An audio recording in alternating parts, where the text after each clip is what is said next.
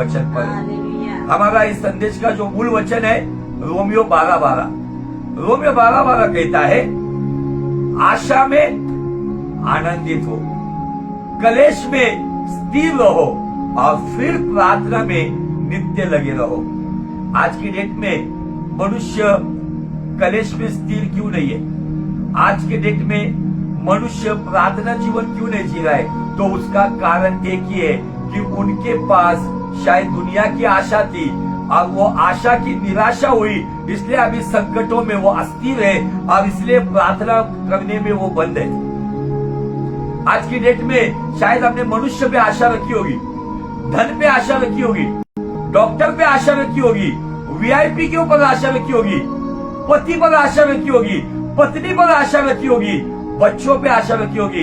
लेकिन इन सभी क्षेत्रों में अगर आपको निराशा मिली है तो गलती आपकी है, क्योंकि आपकी आशा की नींव गलत जगह पे रखी है। Your foundation is wrong. आपका फाउंडेशन सही आशा की नींव पे होनी चाहिए। अब वो सही आशा की नींव क्या है? जो भजन संहिता 119, 114 में भजनकार कहता है कि हे खुदावन, मुझे तेरे वचन की आशा है। आमीन। जो वचन की आशा रखता है और जो यहोवा की बाट जोतता है, उस व्यक्ति के जीवन में अपमान मिले या सम्मान मिले, उसके साथ धोखाधड़ी हो, उसका नुकसान हो, लेकिन वो उस आशा में बने रहता है जो जिंदा आशा कहा जाता है। जो आशा जिंदी है, जो परमेश्वर जिंदा है, जो उस पर निर्भर रहता है, वो आशा में आनंदित रहता है, वही कलेश में स्थिर रहता है और वही प्रार्थना में नित्य लगा रहता है। आमीन, हालेलुया। और उसका जिंदा उदाहरण हमें मिलता है जो हमने अंतुकिया में, जब स्तिफनस के ऊपर से जब एक बड़ा सताव आया, स्तिफनस एक जवान को पत्थर से मार दिया गया, लहूलुहान कर दिया गया, मौत के घाट उतार दिया गया। और उन परिस्थितियों में बाइबल कहती है कि ये सारे लोग यरूशलेम छोड़कर अंतुकिया में आए और उनके हालात हमने जिक्र किया था। मैं पढ़ूंगा नहीं अभी, क्योंकि पढ़ने में समय नहीं है। अगर आपको ये मैसेज समझ आए, इसके पहले का एपिसोड आप फेसबुक पे या यूट्यूब पर देख सकते हो। वहां पे बाइबल कहती है, प्रेरितों के 11 अध्याय वचन 19 में दिया इसके बारे में कि ये लोग तितर बितर होकर, तितर बितर होना मतलब क्या? तितर बितर मतलब किसी पत्नी ने अपने पति को उस सताव में गवाया, किसी पति ने पत्नी को गवाया, पति पत्नी ने शायद उनके सामने शेर और उस टाइगर को या लायन को अपने बच्चों को खाते हुए देखा होगा। ऐसी दर्दनाक सिचुएशन में वो अपना यरूशलेम छोड़कर वो अंतुकिया में आए। और बाइबल कहती है ये तितर बितर हालात में, परदेश में आकर अपना घर बार छोड़कर वो उस जगह पर आए जो उनकी जगह नहीं थी। आप सोचोगे ऐसे लोग क्या यीशु का नाम लेना चाहिए? जिनका घरदार लूट गया, जिनका जीवन उजाड़ गया, सभी बातें नेस्तनाबूद हो गई, उनके जीवन की धज्जियां उड़ गई, ऐसे लोगों को क्या करना चाहिए? अगर हमारे जैसे लोग होते थे ना तो हम यीशु को कोसते थे, यीशु के खिलाफ बात करते थे। लेकिन एक सच्चे मसीह व्यक्ति का जीवन कैसा है? जिन्होंने अपनों का दुख उठाया, गम में थे, अपना शहर, अपना घर बार, घर संसार छोड़कर किसी अलग मुल्क में आए थे। वहां पर बाइबल कहती है प्रेरितों का 11 अध्याय वचन 19 में कि उन हालात में उन्होंने यहूदियों को परमेश्वर का वचन और अन्य जाति के जो यूनानी लोग थे उन्हें यीशु मसीह का सुसमाचार सुनाया। और बाइबल कहता है क्योंकि परमेश्वर का हाथ उन पर था। कब था? कुछ लोग कहते हैं कहाँ गया परमेश्वर? परमेश्वर सुख में भी है और दुख में भी है। आपको उसकी मौजूदगी का जो आनंद है ना, वो आपको आदत लग गई है। सुख में ही ऐसा लगता है कि हाँ खुदा मेरे साथ है, लेकिन आपको अभी वो फीलिंग्स अय्यूब की नहीं आनी चाहिए कि मेरे साथ, मेरे दुख में, उस राख में भी मेरा खुदावन मेरे साथ है। हमें आदत लग गई है कंफर्ट जोन में। Yes, I receive it, I got it, मेरे पास ये है, मेरे पास वो है। लेकिन ये सब जाने के बाद भी हमारे भीतर वो विश्वास होना चाहिए कि मेरे दुख में भी मेरा यीशु मेरे साथ है।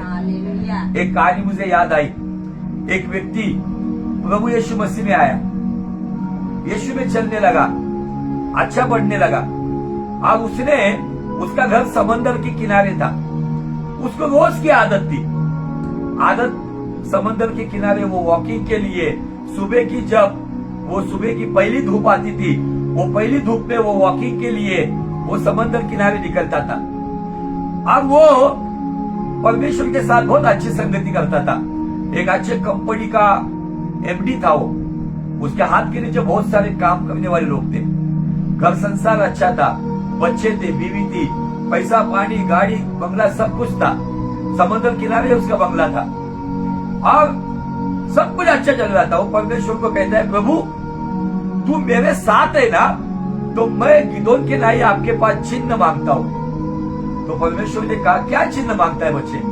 उसने कहा कि प्रभु जब मैं समंदर किनारे जब सैर के लिए सुबह आऊं ना, तो जो छाव गिरती है शैडो, तो मेरे दो पैरों की छाव दिखती है, लेकिन मेरे लिए चिन्ह ये दे कि जब मैं कल से चलना शुरू करूँ ना, तो मुझे और दो पैर के छाव दिखे, और दो प्रकार की शैडो मुझे दिखे। ऐसी बात उसने की। ओके, परमेश्वर ने बोला ठीक है बच्चों, नो प्रॉब्लम, मैं तेरे साथ हूं। दूसरे दिन जब वो निकला तो उसने देखा, जब वो चल रहा था तो और दो पैर की छाव दिख रही थी, शैडो दिख रही थी, और वो खुश हो गया, वाओ परमेश्वर मेरे साथ है। ऐसा लगातार कई महीनों तक चल रहा था। एक दिन क्या हुआ, उसके बिजनेस में घाटा आ गया, परिस्थितियां बिगड़ गई, वो डिप्रेस होने लगा, पैसा कम होने लगा, कर्जे बढ़ने लग गए, घर का जो एटमॉस्फेयर है वो पूरी तरह से बिगड़ने लगा। और सडनली सुबह जब वो चल रहा था, तब उसने देखा कि उसको दो ही पैर दिख रहे, उसको दो ही पैर दिख रहे। वो और डबल डिप्रेस हो गया और डबल टेंशन में आ गया, और वो खुदा को कहने लगा, मेरी बीवी ने मुझे छोड़ा, बच्चों ने मुझे छोड़ा, मेरा धन दौलत ने मुझे छोड़ा, लेकिन तूने भी मुझे छोड़ा। ऐसा कैसा परमेश्वर तू? वो खुदा को बोलने लगा। तब परमेश्वर उससे बात करने लगा वाणी के साथ। वो कहता है, बच्चे मैं तुझे कभी नहीं छोड़ता हूं। मैं वो अब्राहम का, इसहाक का, याकूब का परमेश्वर हूं, जो अब्राहम के बुरे दिन में भी उसके साथ था, अच्छे दिन में भी उसके साथ था, याकूब के बुरे दिन में भी उसके साथ था, इसहाक के आकार में भी उसके साथ था, और अच्छे दिनों में भी उसके साथ था। तो वो कहता है कि प्रभु नहीं नहीं, तू झूठ बोल रहा है। बोला, मैं झूठ नहीं बोलता हूं, मैं सच्चा परमेश्वर हूं। वो कहता है, तूने मुझे छोड़ दिया। वो प्रभु कहता है कि तू कैसे कहता है कि तूने मुझे छोड़ दिया है? तो वो कहता है, जब मैं सैर के लिए निकलता हूं सुबह, तो मुझे केवल दो ही पैर दिखते। प्रभु हंसता है और कहता है, बालक वो जो दो पैर है ना, वो तेरे नहीं है, वो दो पैर मेरे है। जब तू इस दुख की तराई से जा रहा है, जब तू इस समस्या की तराई से जा रहा है, घोर अंधकार से जा रहा है ना, तब तू चलने रहा है, तब मैंने तुझे अपनी गोद में उठा लिया है, ताकि तू अपने विश्वास में बने रहे। वो दो पैर तेरे नहीं है, वो दो पैर मेरे है। अगर इस परिस्थिति में भी अगर तू फिर से एक बार मन फिरा कर अपने गुनाहों से तौबा करेगा, मैं फिर से तुझे चिन्ह दूंगा कि मैंने तुझे गोद से उतार दिया है। तब उसको एहसास हुआ कि ये परमेश्वर, मैं उसको खोज रहा था। कभी कभी हम सुख में बोलते, वाह प्रेज लॉर्ड, हालेलुया, लोग डांस विंस करते हैं, आभारी आभारी गाना गाते, देशु को बोलते हैं, मस्त डांस चलता है। लेकिन जब संकट और दुख आता है ना, मुझे वो लोग दिखने चाहिए। परमेश्वर कहता है कि उन परिस्थितियों में वो हियाव रखे, कि वो अपनी आशा को टूटने डाले, वो आशा में आनंदित रहे कि मेरा खुदावन सुख में भी है, दुख में भी है, बीमारी में भी है, चंगाई में भी है। उसने मुझसे वायदा किया है कि इस युग के अंत तक मैं तेरे साथ हूँ। वो व्यक्ति अपने घर गया, बहुत रोया आंसुओं के साथ, और बहुत पश्चाताप किया, तौबा किया, खुदा को कहा मुझे क्षमा कर। और उस दिन से उसके जीवन में बदलाव आना शुरू हो गया। तो भी वो चलता था, लेकिन उसको दो ही पैर दिखते थे, लेकिन वो दो पैर देखकर वो समझता था कि मैं खुदा की गोद में हूँ। और धीरे धीरे परिस्थितियां बदलती गई। उसका बिजनेस फिर से एक बार स्टैंड हो गया। उसकी पत्नी जो छोड़कर गई थी बच्चों को लेकर, वो फिर से लौट कर आ गई। घर में फिर से खुशियां शुरू हो गई। फिर एक दिन सुबह वो जब सैर के लिए निकला, तब उसने देखा कि उसको और दो पैर दिख रहे। तब उसको एहसास हुआ, वो नए दो पैर मेरे हैं, खुदावन ने मुझे अभी गोद से उतार दिया है, अभी मुझे विश्वास की चाल चलनी है। कैसी चलनी है? मैं बाट जोऊंगा यीशु का, मैं आशा रखूंगा उसके वचनों का। हालात कुछ भी हो, मैं उसके साथ चलूंगा। इसलिए आज गीत हमने गाया ना, तेरे सिवा जग में मसीहा कोई नहीं है हमारा, कोई नहीं है सहारा, कोई नहीं है हमारा। हालेलुया। ये मत सोचो कि आपको परमेश्वर ने छोड़ दिया है। आप फाइनेंशियल प्रॉब्लम में हो, आपको लगता है परमेश्वर ने छोड़ा है। आप बीमारी में हो, आपको लगता है परमेश्वर ने छोड़ा है। अगर यीशु पे ईमान रखने वाले, अगर आप जेन्युइन बिलीवर हो ना, तो आपके अंदर ये विश्वास होना चाहिए, परिस्थिति कुछ भी हो ना, वो मुझे कभी छोड़ेगा ना वो मुझे कभी त्यागेगा। जिसके हाथ में मेरा कल, जिसके हाथ में मेरा हाथ, जिसके हाथ में आने वाला कल, वो मेरा है, वो मेरा है। वो कभी ना छोड़ेगा, वो कभी ना ठुकराएगा, वो कभी ना छोड़ेगा, वो कभी ना ठुकराएगा। वो मेरा है, वो मेरा है। अब्राहम का प्रभु, इसहाक का प्रभु, याकूब का प्रभु, वो मेरा है, वो मेरा है, यीशु मेरा है, प्रभु मेरा है। मुस्कुराते वो कहो, वो मेरा है। अब्राहम का प्रभु, इसहाक का प्रभु, याकूब का प्रभु, वो मेरा है, वो मेरा है। Hallelujah, praise the Lord. कभी ना छोड़ने वाला, कभी ना त्यागने वाला, युग के अंत तक मेरे साथ रहने वाला, मेरे सभी हालातों में मुझ पर अपनी नजर रखने वाला। हालेलुया। मनुष्य के हर काम पर उसकी नजर होती है।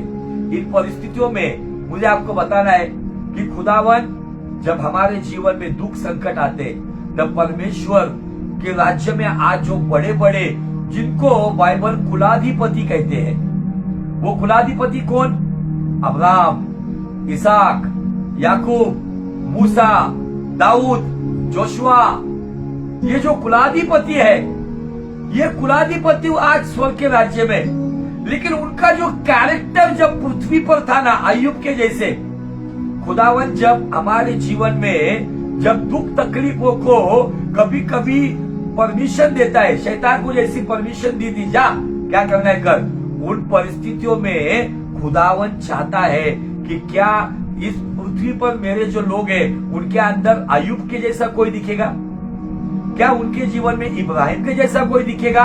और जब जो कुलाधिपति स्वर्गीय राज्य में है, जब उनके स्पिरिट के, उनके स्वभाव के लोग दुख और तकलीफों में जब इस धरती पर कहते हैं, अब्राहम का प्रभु, इसहाक का प्रभु, याकूब का प्रभु, वो मेरा है। तकलीफों में जब ये कहते ना, तब ऊपर स्वर्ग में जो अब्राहम है वो भी खुश होता होगा, और वो अब्राहम का पिता भी खुश होता होगा। वाओ, ऐसा कोई व्यक्ति है। देख अब्राहम, तू जो काम करके गया, तूने जो गवाही छोड़कर गई, देख अय्यूब, तूने जो गवाही छोड़कर गई, तेरी गवाहियों पर आज ये लोग अपने ईमान पर अटल है। आमीन। खुदावन इन बातों से हमें बहुत बातों में आशीषित करता है, लेकिन क्या होता है ना, कभी कभी हम अपनी ही बातों के ऊपर ध्यान लगाते, मसीह यीशु की बातों पर ध्यान नहीं लगाते। आइए एक वचन मैं आपके लिए पढ़ना चाहता हूँ, वो वचन बहुत बेहतरीन है। कभी कभी क्या होता है ना, शायद मुझे थोड़ा सा ढूंढना पड़ेगा, शायद वो वचन फिलिपियों की पत्री में है। हाँ, फिलिपियों का दूसरा अध्याय और वचन 21 में पौलुस फिलिपियों की कलीसिया को क्या कहता है। देखो, ये मेरे विषय में नहीं था, लेकिन परमेश्वर लेकर जा रहा है। फिर हम हमारे प्रॉपर टॉपिक के पास आएंगे। फिलिपियों 2:21 कारण सर्वजण स्वतःच्याच गोष्टी पाहत असतात, सब लोग अपना स्वार्थ ही देखते हैं, ख्रिस्त येशूच्या पाहत नसतात। मसीह यीशु की देखते नहीं। हालेलुया। हिंदी में दिया है, क्योंकि सब अपने स्वार्थ की खोज में रहते हैं। मेरा लाभ कैसा होगा, मेरा भला कैसा होगा, मेरे परिवार का कैसा होगा, मैं मेरे हालत में ऐसे ही जीऊंगा, अपने ही स्वार्थ की खोज में रहते हैं। बाइबल कहता है यीशु मसीह के नहीं। क्या मैं अपना जीवन ऐसा जी रहा हूं क्या?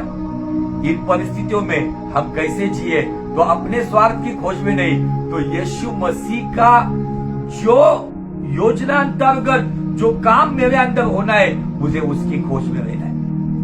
पैसा है तो हम भरपूर पैसा खुदा के लिए दे सकते हैं, लेकिन मासिदोनिया की वो कलीसिया मुझे याद है, जो दूसरा कोरिन्थियों 8वें अध्याय वचन 1 में लिखा है कि इतनी दर्दनाक हालात में, गरीबी में, कंगालपन में उन्होंने भरपूरी से पौलुस की सेवकाई को दिया।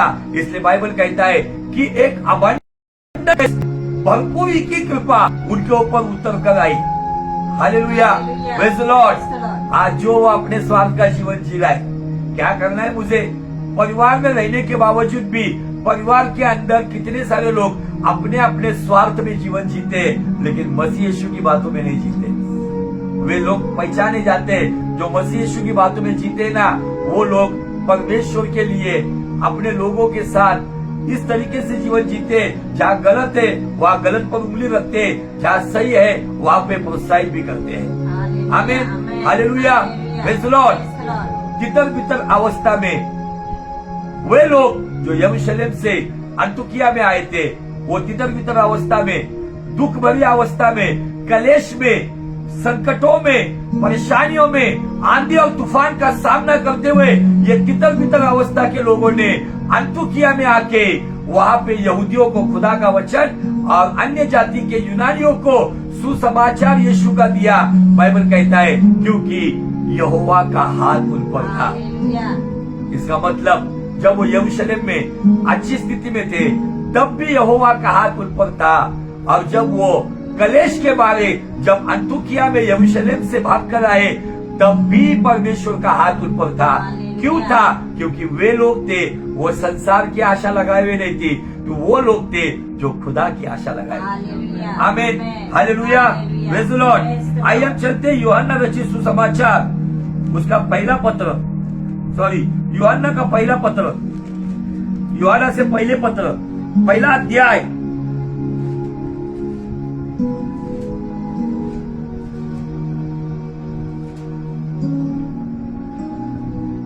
अब उसका 1 वचन से आगे पढ़ेंगे। यूहन्ना का पहला पत्र, पहला अध्याय, वचन 1।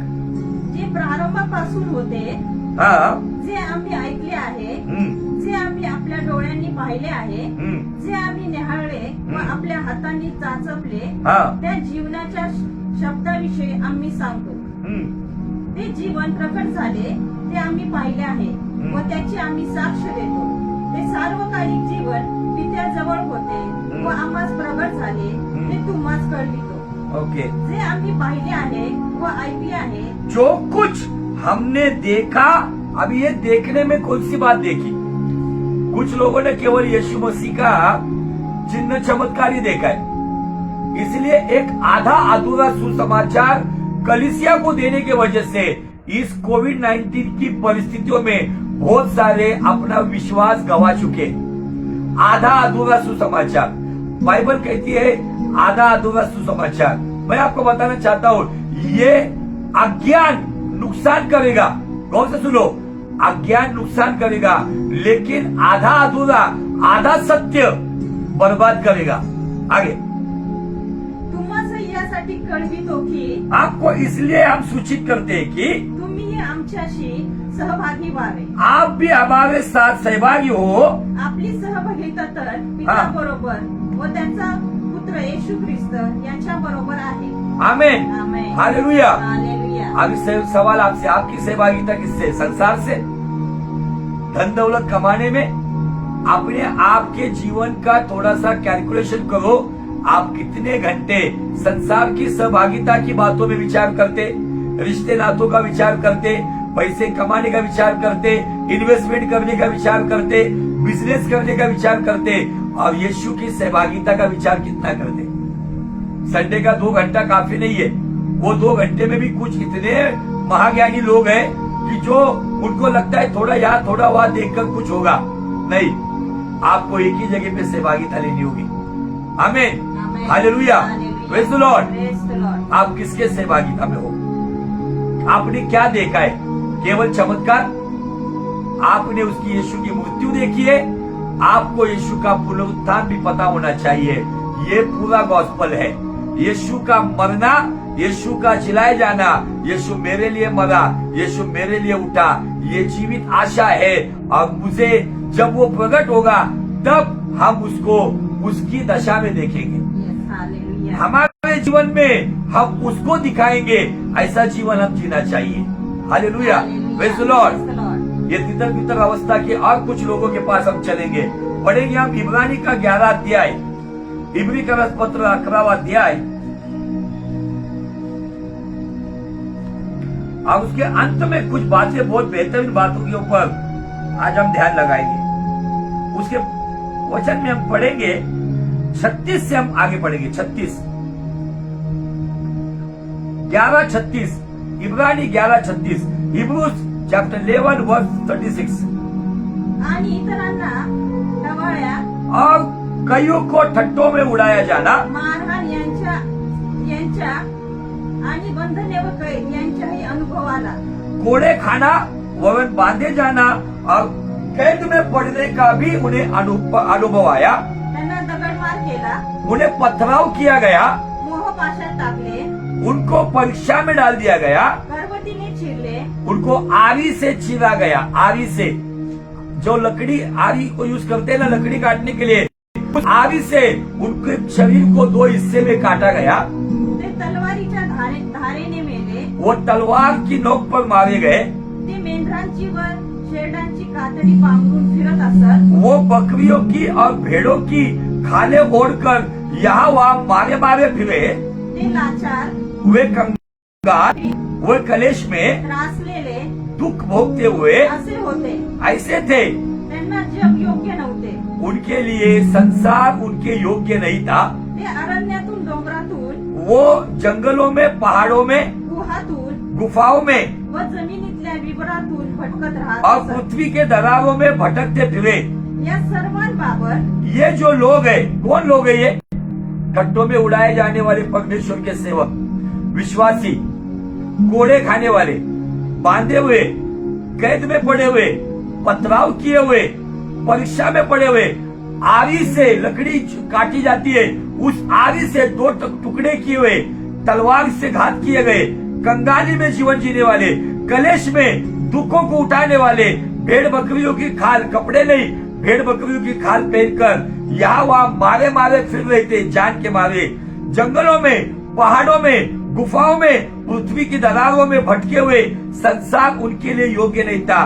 उनके बारे में बाइबल कहती है, या सर्वांबाबत इन सब लोगों के बारे में त्यांच्या विश्वासाविषयी चांगली साक्ष दिली असताही, उनके विश्वास के विषय में चिन्ह चमत्कार की नहीं रे बाबा, बरकत मिली उसकी नहीं, लाखों करोड़ों रुपए मिले उसके लिए नहीं, उनके विश्वास की अच्छी गवाही, चंगाई की गवाही नहीं, भविष्यवाणी की गवाही नहीं, बरकत की गवाही नहीं, शादी हो गई उसकी गवाही नहीं, शादी नहीं हो गई थी उसकी गवाही नहीं, बच्चे हुए उसकी गवाही नहीं, विश्वास की अच्छी गवाही, चांगली साक्ष दिली असताही त्यांना उनकी अच्छी गवाही देने के बाद भी अभिवचनानुसार, प्रतिज्ञा के अनुसार फलप्राप्ती झाली नाही। उन्हें प्रतिज्ञा के अनुसार जो वस्तुएं मिलनी चाहिए थी, जो फल प्राप्ति होनी चाहिए थी, वो मिली नहीं। तो क्या मिला? मौत, दर्दनाक मौत। आरी से, जिसे मराठी में लिखा है करवत। अगर आपको पता नहीं होगा तो आपकी जानकारी के लिए समझो, जो है ना, पुराने नियम में उसको आरी के साथ 2 टुकड़े में उसको काट दिया गया था। उसके बाद नए नियम में ये जो सेवक है, ये जंगलों में पहाड़ियों में सेवकाई करते थे, इनको भी 2 हिस्से में काटा गया, पथराव किया गया। संसार उनके लिए योग्य नहीं था। ये एक कोरोना वायरस आया तो कितने लोग अविश्वास में चले गए। ये लोगों का जीवन देखोगे आप, जिनको टट्टों में उड़ाया, जिनको बांध कर घसीट कर लेकर गए। आपको पता है परमेश्वर का दास मरकुस, इसको किस तरीके से मारा है? उसके शरीर के एक एक अंगों को काटते काटते घसीटते लेके गए। आपको पता है पतरस को कैसे मारा है? पतरस कहा कि यीशु मसीह के मैं योग्यता का नहीं हूं कि मुझे सीधे सीधे क्रूस पर चढ़ाकर मारो। वो कहता है मुझे उल्टा लटका के क्रूस पे लटकाओ। पतरस को क्रूस पर उल्टा लटकाया, हाथ में कीले, पैर में कीले, और उसके ऊपर एडिशनल डांबर डालकर, डांबर आग लगाकर लोगों के लिए उस जमाने में ये जो क्रूर लोग थे, जो ख्रिस्त विरोधी लोग थे, ये लोग क्या करते थे पता है? मसीह लोगों को क्रूस पे लटका कर जंगलों के रस्तों में स्ट्रीट लाइट के जैसा इस्तेमाल करते थे उनको। आप कहेंगे स्ट्रीट लाइट के जैसा कैसे? जंगलों में 10-10 फीट पर मसीह लोगों को जिंदा जलाया जाता था और रात भर वो जलते थे, और आने जाने के लिए उनकी बॉडी रास्ता दिखाने का काम कर रही थी जलते हुए। आज ये थोड़ी सी परेशानी आई है, किसी की मौत हुई है। अरे आपके लोग की मौत तो कुदरती मौत हुई है, नेचुरल डेथ है, बीमारी से मरे। लेकिन उनका क्या? जिनको करवट से 2 हिस्से में, आरी से 2 हिस्से में काटा गया, तलवार से मौत के घाट उतार दिया गया, पथराव करके उनको आखिरी सांस तक पत्थर मार के, जो जंगलों में रहते थे। हम तो हमारे घर में, जिनके पास कपड़े भी नहीं थे, जो भेड़ और बकरियों की खाल ओढ़कर घूमते थे, जिनके लिए अच्छे घर नहीं थे, वो गुफाओं में और पृथ्वी की दरारों में रहते थे। लेकिन तो भी वो परमेश्वर के खिलाफ दोष नहीं लगा रहे थे, वो खुदा के साथ ईमानदार थे। ये तितर-बितर अवस्था का वर्णन है। अंतुकिया में जब गए ना, तब उसमें की एक झलक यहाँ पर भी दिखती है। आज मुझे आपको बताना है, क्या इन परिस्थितियों में अभी भी आपको धन दौलत की पड़ी है? अभी भी सफर करने की पड़ी है? अभी भी ये सारी संसारिक बातों की पड़ी है? परमेश्वर के लोगों, ये परिस्थिति आपके जीवन में आई है ताकि आप अपने आप को जाने। आपके पहले जो लोग प्रभु में सो गए, उनका जीवन कैसा था उनको जाने, कैसी सेवकाई उन्होंने की। बाइबल कहती है इतना बड़ा कुर्बानी देने के बाद भी प्रतिज्ञा के अनुसार उनको कुछ मिला नहीं। आजकल के प्रचार प्रॉफिट गए थे, आपको ये मिलेगा, आपको वो मिलेगा, सारा कंफर्ट जोन। अगर प्रॉफिटिंग मिनिस्ट्री जेन्युइन है ना, तो प्रॉफिटिंग मिनिस्ट्री कलेश उठाती है। पुराने नियम से नए नियम तक सारे प्रॉफिट्स का स्टडी करो। वो लोग कोई BMW या कोई भी लग्जरी लाइफ जीने वाले लोग नहीं थे, जंगलों में और पहाड़ों में रहते थे। परमेश्वर के 2 प्रॉफिट हमें नए पुराने नियम में दिखते, इलिया और एलिशा। वो कर्मेल पर्वत पर रहते थे, पहाड़ी पे रहते थे, कंफर्ट जोन में नहीं थे। आजकल के प्रॉफिट केवल prophecy, prosperity, healing, science and wonders पे बात करते, लेकिन पुराने नियम से नए नियम तक जो प्रॉफिट है ना, उन्होंने रिपेंटेंस, सैल्वेशन और जजमेंट, ये 3 बातों पर भी प्रचार किया है।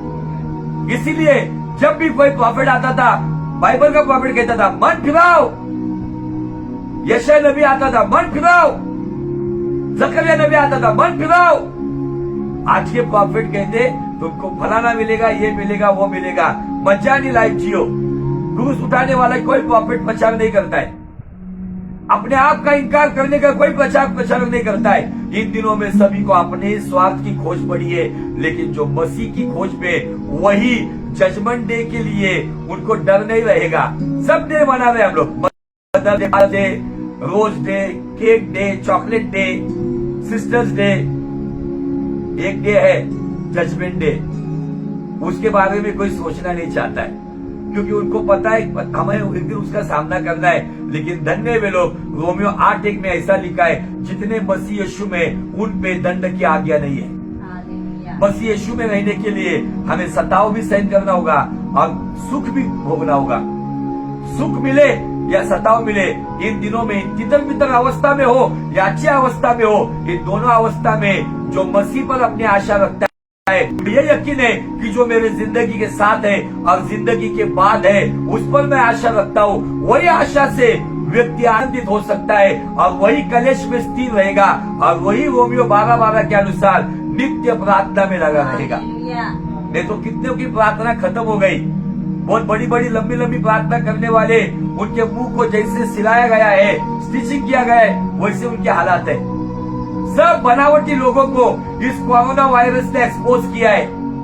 अब कुछ लोग इतने बुद्धू होते हैं ना, इस परिस्थिति में जो लोग एक्सपोज हुए हैं ना, फिर भी उनके पीछे चल रहे। अभी उनको क्या कहना है? जानबूझकर गलती हुई है, अनजाने में गलती हुई है, अनजाने की गलती हम समझ सकते हैं, लेकिन आपको पता होने के बाद कि बाबा यहाँ पे एक गहरा गड्ढा है, फिर भी उसमें जाना है।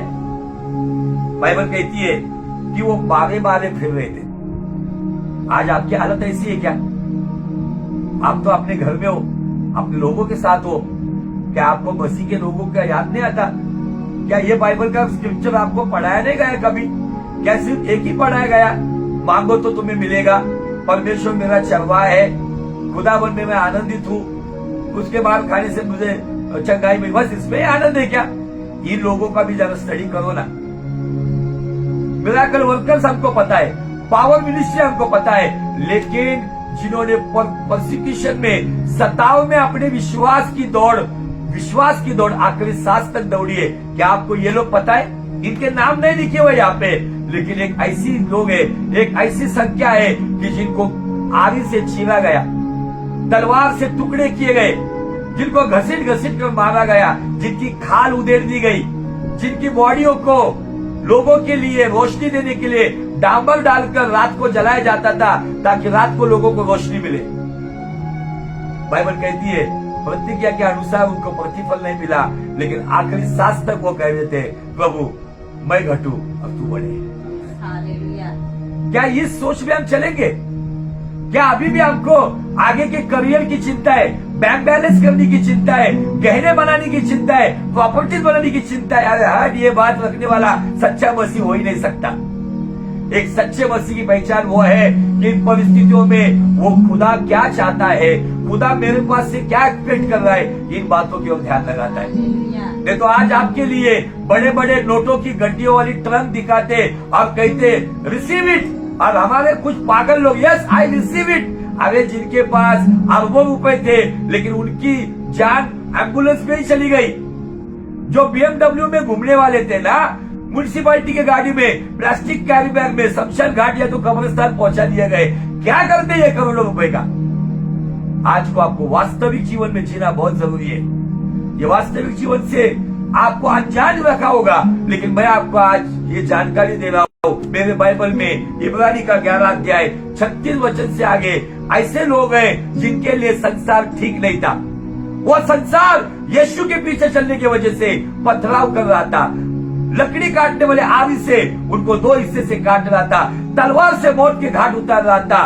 उनके लिए संसार ठीक नहीं था। वो कपड़े नहीं तो वे लोग उस परिस्थितियों में मारे मारे भेड़ और बकरियों की खाल पहनकर फिर रहे थे, खाने के वादे थे, प्रतिज्ञा के अनुसार उनको, लेकिन फिर भी बाइबल कहती है कि उनके जीवन में परमेश्वर ने, ये वे लोग हैं, आपको पता है प्रकाशित वाक्य में वेदी के नीचे से पुकारने वाले कुछ आत्माओं का जिक्र किया गया है।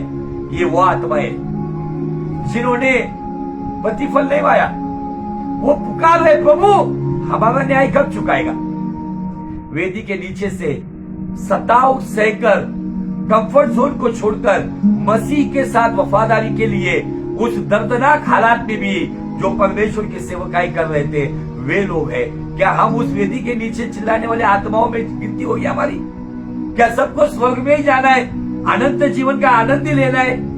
हमारा डेस्टिनेशन स्वर्ग जाना नहीं है। गौर से सुनो, बाइबल कहीं पर भी लिखा नहीं, मुझे बताओ वो वचन कि आपका डेस्टिनेशन स्वर्ग है। आपका डेस्टिनेशन यीशु की तरह बनना है। Hallelujah, praise the Lord. आगे बाइबल क्या कहती है? कि विश्वास ही से द्वारा इन सब के विषय में अच्छी गवाही दी गई है, तो भी उन्हें प्रतिज्ञा की हुई वस्तु ना मिली। लोग आज के प्रचारक तुम इतने अमाउंट दे दो, तुम 2 गुंठा जगह दे दो, तुमको फार्म हाउस मिलेगा, तुम 10,000 ऑफरिंग दे दो, तुमको 1 करोड़ मिलेगा। अरे जिन्होंने अपने शरीर का आखिरी कतरा भी बहा दिया, लेकिन उनको प्रतिफल क्या मिला? क्या मिला? किसी पत्नी ने अपने पति को गवाया, किसी पति ने अपने पत्नी को गवाया, किसी माँ बाप ने अपने बच्चों को गवाया।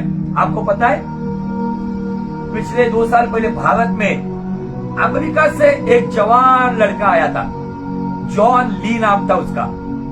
वो जॉन ली को खुदावन ने दर्शन दिया।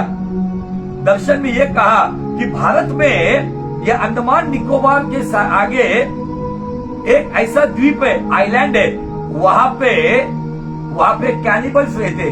कैनिबल्स मतलब नरभक्षक, मनुष्य को खाने वाले लोग। अभी भी वो मनुष्य को खाकर जीते। उसको दर्शन मिला, एक 22 से 24 साल का लड़का, जा उनको सुसमाचार सुना। अमेरिका में रहने वाला, भारत के पास ऐसी जगह में जा कि वो व्यक्ति जवानी के दहलीज पर है, लेकिन दर्शन पाता है। माँ बाप को एक चिट्ठी लिखकर आता है कि मैं जा रहा हूं ऐसे लोगों के पास, शायद सुसमाचार सुनाने के बाद शायद वो मेरी बॉडी को काट कर खाए। माँ बाप को कहता है कि आप फिर भी उन पर दोष मत लगाओ। माँ बाप को कहता है आप उन पर दोष मत लगाओ।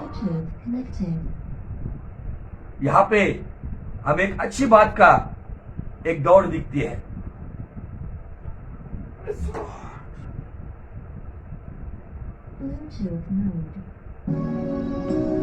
क्या दिखता है?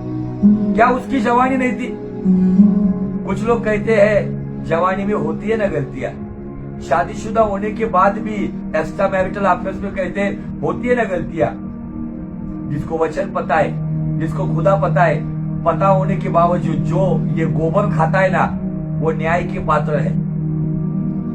एक जवान लड़का अमेरिका से इंडिया आता है और ऐसी जगह पे जाता है जहां पर कैनिबल्स, मनुष्य को खाने वाले लोग, उनके पास जाकर सुसमाचार सुनाता है।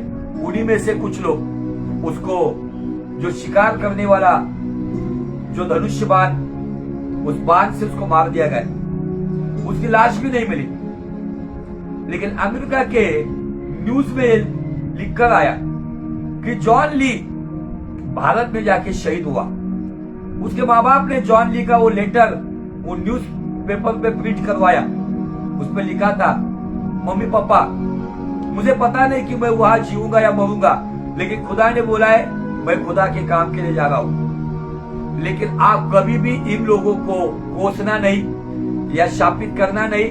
आप दुआ करना कि अगर मेरा लहू उस भूमि में पड़ा है, क्योंकि जहां पर किसी सताव के कारण कोई खून का गवाह बनता है, उसका लहू जब भूमि में जाता है तो वो लहू हाबेल के लहू के नहीं, परमेश्वर की ओर न्याय मांगता है। और परमेश्वर क्या करता है, उसी भूमि पर उद्धार के लिए किसी और को खड़ा करता है। और उस द्वीप के ऊपर आपको पता है कि जहां पर आज हम इथोपिया जो आइलैंड है, ये आइलैंड पे भी ऐसे लोग थे, लेकिन उस आइलैंड पे कुछ सेवकों का खून पड़ा। लेकिन आज के डेट में इथोपिया में से बहुत सारे powerful man of God and woman of God सेवकाई के लिए बाहर निकल रहे। क्यों हुआ ये? किसी ने कीमत चुकाई है। हमारे भारत में आकर एक अमेरिकन की शान और शौकत, हमारे जवानों को अमेरिका जाना है, लेकिन अमेरिका से एक जवान आता है और हमारे भारत के ऐसे आइलैंड में जाता है जहां पे कोई जाने के लिए तैयार नहीं है। जिस नाव वाले ने उस आइलैंड के नजदीक छोड़ा था, वो कहता है कि वो जवान इतना सुंदर था, वो कहता है मैंने उसको समझाया मत जा, वो लोग शिकार करके मारेंगे तुझे। लेकिन वहां पर बाइबल कहती है, सॉरी वो नाव वाला कहता है कि वो व्यक्ति मुस्कुरा और कहा अगर मैं जिंदा होगा तो मुझे तुझे चिन्ह दूंगा किनारे से, तब मुझे तू लेने के लिए आ जा। अगर नहीं आओगा तो समझ लेना कि मैं खत्म हुआ। क्या उसको जिंदा रहना नहीं था क्या? क्या उसको जीवन जीना नहीं था क्या? क्या उसको जवानी की ऐश करनी नहीं थी क्या? लेकिन एक जवान ने अपने जीवन को बलिदान किया। मुझे आपको बताना है, मसीहत कुर्बानी मांगती है हमारी गलत धारणाओं की। भले हमको अच्छी लगती है, भले हमारे दिल को अच्छी लगती है, लेकिन उन बातों की कुर्बानी मांगता है। Thank you Lord Jesus. मसीहत हमारे जीवन में कुर्बानी मांगती है। क्या आज आपके जीवन में ऐसी कुछ हालात में आप हो क्या? तो आप खुदा को बोलो। क्या आपको आपके परिवार के किसी को लकड़ी काटने वाले उस करवट या आरी से काटा गया है? क्या आप में से किसी परिवार के व्यक्ति को पथराव करके मौत के घाट उतारा है? तलवार से मौत के घाट उतारा है? क्या आप कुछ लोग क्या गुफाओं में या जमीन की दरारों में रह रहे? क्या आपके पास कपड़े नहीं है? आप भेड़ और बकरियों की खाल पहनकर घूम रहे? क्या ऐसे हालात में हो? नहीं, इनसे बेहतर हालात में हमारे। तो क्यों दुख कर रहे हम? क्यों हम परेशान हो रहे? क्यों इन सब बातों में हम अपने आप को कोस रहे? ये लोग हैं, मुझे ऐसे लोगों के बारे में प्रचार करने में बहुत आनंद आता है। हीलिंग मिराकल प्रोफेसी के प्रचार भी करता हूं मैं, लेकिन ऐसे लोगों के प्रचार मेरे जीवन को बनाते हैं।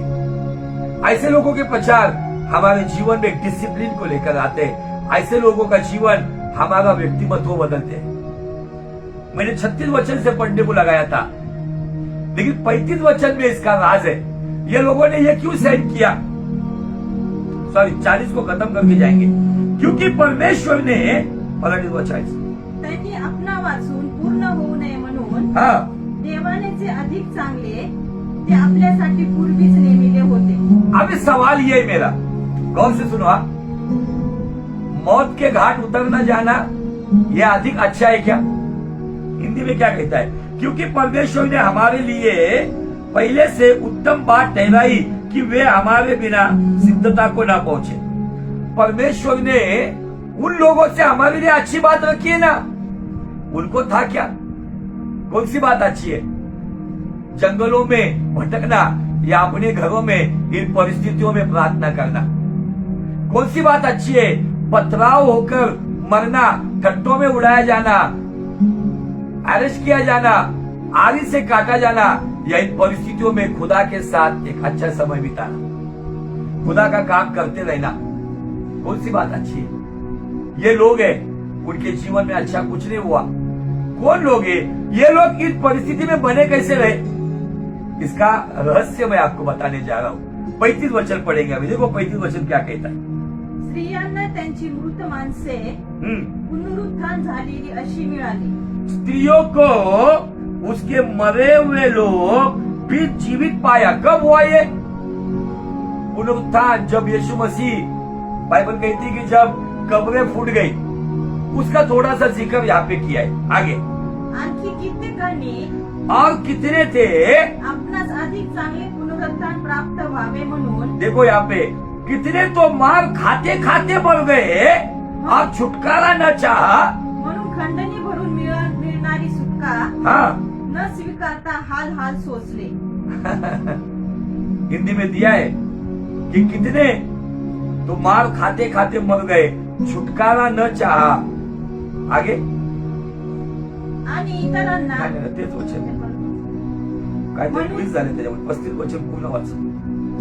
स्त्रियांना त्यांची मृत माणसे पुनरुत्थान झालेली अशी मिळाली। आणखी कित्येकांनी आपणास अधिक चांगले पुनरुत्थान प्राप्त व्हावे म्हणून खंडणी भरून मिळणारी सुटका न स्वीकारता हाल हाल सोचले। मराठी में एक बहुत ही महत्वपूर्ण पॉइंट मिस हुआ है यहाँ पे।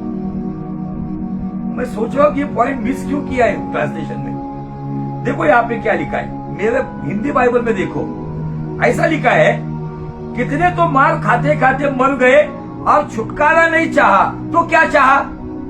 आगे दिया है, इसलिए कि वे उत्तम पुनरुत्थान के भागी हो। हालेलुया। मुझे पता नहीं चला मराठी में ये मिस कैसे हुआ, कैसे मिस हुआ। उन्होंने छुटकारा मिल रहा था शायद, लेकिन छुटकारा नहीं चाहा।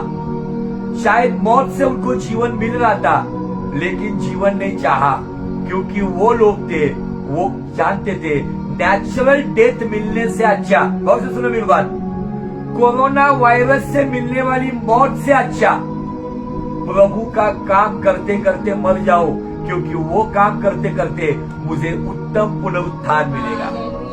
ये उत्तम पुनरुत्थान क्या है? ये उत्तम पुनरुत्थान जिसको रैप्चर कहा जाता है। रैप्चर में अगर आपको आना है, उठाने जाने की स्थिति में आपको आना है, तो बाइबल कहती है कि इन्होंने छुटकारा नहीं चाहा, हम छुटकारा मांग रहे हैं। प्रभु अभी माइक्रोबिसिस नाम की बीमारी आई है, छुटकारा दे इसमें। अभी तीसरी लहर आ रही है, छुटकारा दे इसमें। फाइनेंशियल प्रॉब्लम से छुटकारा दे। हम रात को दुआ कर रहे, हीलिंग एंड डिलीवरेंस मीटिंग थी, चंगाई और छुटकारा की सभा। लेकिन बाइबल कहती है, मुझे बहुत छूता ये वचन, ये वे लोग हैं जब उनको अरेस्ट किया गया था, उन्होंने छुटकारा नहीं चाहा। चाहे छुटकारा मिल रहा होगा उनको कुछ देकर, लेकिन छुटकारा नहीं पाया। ये वो लोग हैं पथराव कर रहे थे, भाग जाने की परिस्थिति, लेकिन भागे नहीं। वे लोग थे जब उनको आरी से काटा जा रहा था, शायद वहां से वो भाग निकल सकते थे, लेकिन भागे नहीं। उन्होंने, बाइबल कहती है, छुटकारा ना चाहा, इसलिए कि वे उत्तम पुनरुत्थान के भागी हो। आपको क्या का भागी होना है? सोने चांदी, हीरे मोती, luxurious life, furniture, top level का बिजनेस, अच्छा सभी बातों का ऐश्वर्य, इसका सहभागी होना है। ये है लोग जो आशा में आनंदित होते। मौत भी आती है ना, तो वो मौत में वो क्या देखते हैं? ये मौत मिलेगी तभी तो मुझे उत्तम पुनरुत्थान मिलेगा। सुनने के लिए थोड़ा सा कठिन है, लेकिन ये प्रचार इन दिनों में मैं कुछ लोगों से नहीं सुन पा रहा हूं। ये बातें कलीसिया को सिखाई नहीं गई। कलीसिया में मातम कब मनाया जाता है? जब किसी के मरने पर। इसका मतलब उत्तम पुनरुत्थान की शिक्षा कलीसिया को दी नहीं गई है। उनको वो वचन पता नहीं है जो पौलुस कहता है फिलिपियों की कलीसिया को, जीना मेरे लिए मसीह है, मरना मेरे लिए लाभ है। क्यों लाभ है? तो उसका जिक्र यहाँ पे, मरना इसलिए लाभ है क्योंकि उत्तम पुनरुत्थान उसको प्राप्त होता है। हालेलुया। लाभ मतलब क्या लाभ है? उत्तम पुनरुत्थान में क्या मिलता है पता है? उत्तम पुनरुत्थान में बाजों के शब्द में, दूतों की सेना में आएगा यीशु राजा। क्षण मात्र में हम रूपांतर होकर महिमा में जाएंगे। क्षण मात्र में रूपांतर होकर, ये शरीर नहीं तो महिमा के शरीर में हम महिमा में उठा लिए जाएंगे। उनको क्या, उनको जिंदगी प्यारी नहीं थी? जॉन ली भारत में आकर अमेरिका का ऐश्वर्य छोड़कर, माँ बाप का इकलौता बेटा, मैं प्रार्थना करता हूं जॉन ली का लहू जहां पर गिरा है, जिन लोगों ने शायद उसको मार के खाया होगा, उनमें से खुदावन ऐसे पावरफुल सेवक खड़ा कर, वो जो आइलैंड है, जो पूरी तरह से अज्ञान है, या वहां पे गवार लोग हैं, जो संसार से अलग लोग हैं, उन सच्चाई से वाकिफ कर। Hallelujah, praise the Lord. हम हमारी जिंदगी में पड़े हुए, हमारी बातों में पड़े हुए, मुझे क्या मिलेगा? मुझे कैसे मिलेगा? इसके मीटिंग से मिलेगा क्या उसके मीटिंग से मिलेगा? इसकी भविष्यवाणी से मिलेगा क्या उसकी भविष्यवाणी से मिलेगा? इसीलिए जैसे कपड़े बदलते वैसे सेवक बदले जा रहे। Hallelujah, praise the Lord. कड़वी बात है लेकिन सच्ची बात है। क्या मैं उत्तम पुनरुत्थान के भागी होने के लिए जी रहा हूं या अपनी मौज मजा के लिए जी रहा हूं? क्या मुझे उत्तम पुनरुत्थान मिलेगा इस आशा से मैं जी रहा हूं, या मैं अपनी जिंदगी मस्त जवानी के आयशारों में जी रहा हूं? ऐसे लोग उस आग की झील में मिलेंगे, तब पछताने से कुछ मतलब नहीं है, तब कुछ मतलब नहीं है। आज ही ऐसा जीवन जियो। उद्धार हमें पुनरुत्थान का टिकट देता है, लेकिन उस पुनरुत्थान की आशा में जो बना रहता है, उस टिकट को जो संभाल के रखता है, वही दुख में, संकट में, बीमारी में, नाशवान परिस्थिति में, सताव में जो रहता है, वही उत्तम पुनरुत्थान का सहभागी होता है। आपको क्या चाहिए? उत्तम धन, उत्तम पैसा, उत्तम जेवर, उत्तम घरदार, प्रॉपर्टी, उत्तम परिवार, ये सारी बातें यही रहेगी। जब आखिरी नरसिंगा फूका जाएगा, यीशु मसीह बादल पे आएगा, कुछ नहीं जाएगा साथ में। अगर वो पुनरुत्थान की आशा में, उत्तम पुनरुत्थान की आशा में अगर आप और मैं अगर जीते ना, तो मुझे आपको बताना है कि हमें कोरोना वायरस जिंदा रखे या मारे, हम कोरोना वायरस से बिल्कुल डरते नहीं, क्योंकि जीना हमारे लिए मसीह है। जब तक जिंदा है हम मसीह में जिएंगे, मरना हमारे लिए लाभ है, क्योंकि उत्तम पुनरुत्थान के हम भागी है। Hallelujah, praise the Lord. ये गहरी बातें आसानी से आपके सामने रख रहा हूँ। छोड़ दो ये संसार की बातें। ये नहीं कह रहा हूं कि संन्यास ले लो, संसार में रहो, मतलब से रहो। कैसे रहना मतलब से? एक उत्तम उदाहरण देता हूं उसके लिए। आपने नाव को देखा है? नाव किस पे चलती है? नाव पानी पे चलती है। नाव का जीवन क्या है? पानी है, बराबर। लेकिन नाव पानी को पीती है तो नाव डूब जाएगी। इसी तरीके से ये संसार के पानी पे हम वो नाव है, हम संसार में है लेकिन संसार के नहीं है। अगर हम इसको जिस प्रकार से उसको एक्सेप्ट करेंगे, देखो आपको ऑब्जर्व करना है। गौर से सुनो मेरी बात, संसार को ऑब्जर्व करना है, एब्जर्व नहीं करना है। एब्जर्व का मतलब शोषण करना, ऑब्जर्व का मतलब आपको निगाहें दौड़ाकर देखना है। आप संसार की ओर दृष्टि लगाओ लेकिन संसार को पियो मत। नाव अगर पानी को पीती है, एक छोटा सा छेद भी आता है तो उसमें रहने वाले भी डूब जाते हैं। एक उत्तम उदाहरण है। भले संसार में रहो लेकिन उत्तम आशा से जियो। वो उत्तम आशा से जियो कि वो यीशु मसीह मेरे जिंदगी के साथ भी है, जिंदगी के बाद भी है। जीने में मेरा मसीह मेरे साथ है, मरने में उत्तम पुनरुत्थान में मेरे साथ है।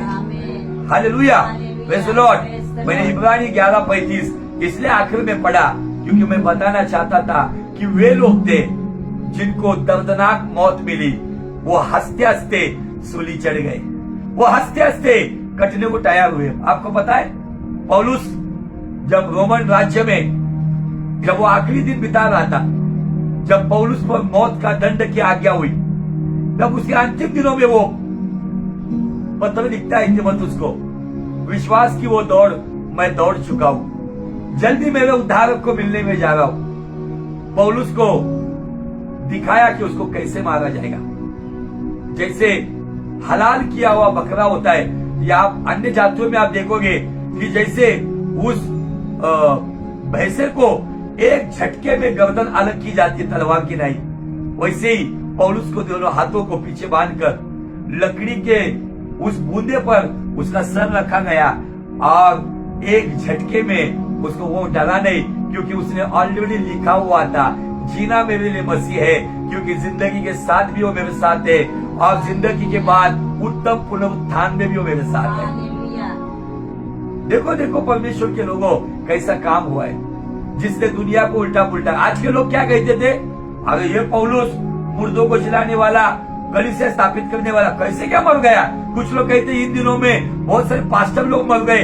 अब एक बड़े बुद्धिजीवी ज्ञानी व्यक्ति जो फिल्मी स्टाइल में प्रचार करता है, पीछे टीवी भी लगाकर लंबे बाल करके पहले गाने गाकर मेरा भाई मेरा रब बोल के कलीसिया को एक एक घंटे नचाता था, ये गवैया कहता है, उसने वीडियो बनाए कि इन दिनों में जो पासवान मरे ना उनके पापों की वजह से मरे।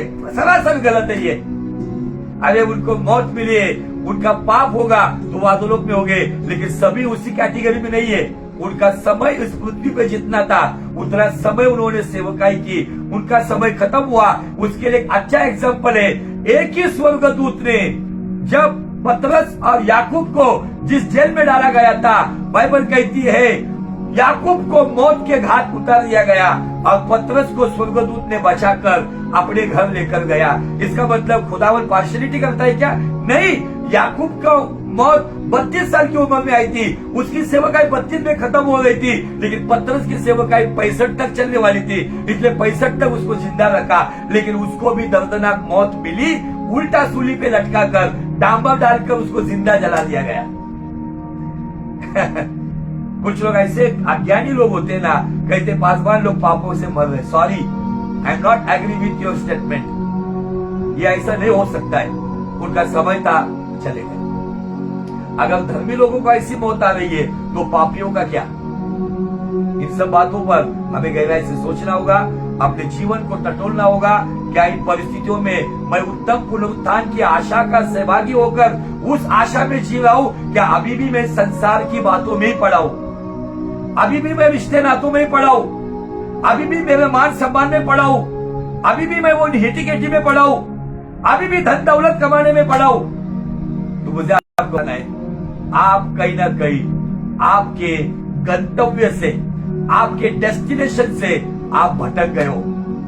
दुष्ट का काम एक ही है, कुछ नहीं। जो सकरा रास्ते पे हम चल रहे ना, उत्तम पुनरुत्थान की आशा में, हमारे उस रास्ते पे बड़ी एक रॉड के ऊपर वो भारी भारी आकर्षक बातें बताता है, और हम सकरे रास्ते को छोड़कर, हम लोग उस नैरो वे को छोड़कर हम उस चौड़े रास्ते की ओर निकलना शुरू करते अपनी मनमानी के लिए।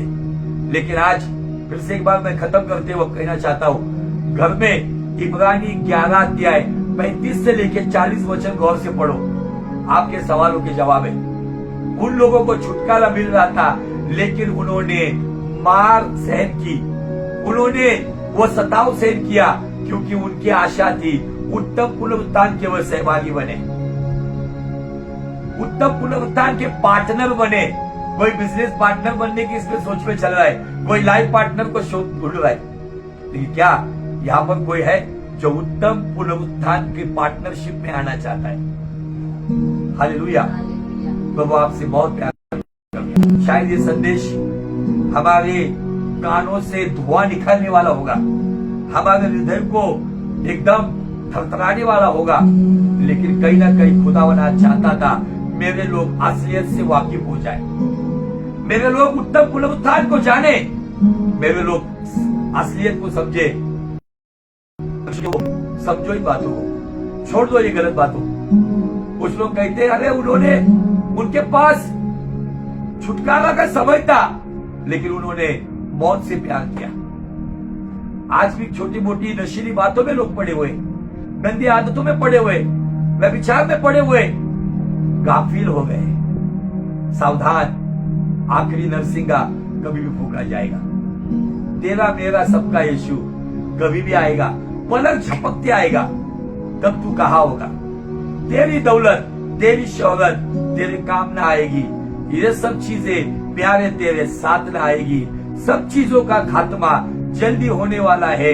तेरा मेरा सबका यीशु जल्दी आने वाला है। तू कहाँ होगा? तू कहाँ होगा? उत्तम पुनरुत्थान में होगा या अधोलोक की अग्नि में होगा? आज ही निर्णय लेना है। ये वक्त है, आज ही तौबा करना है। ये समय है, आज ही पश्चाताप करना है।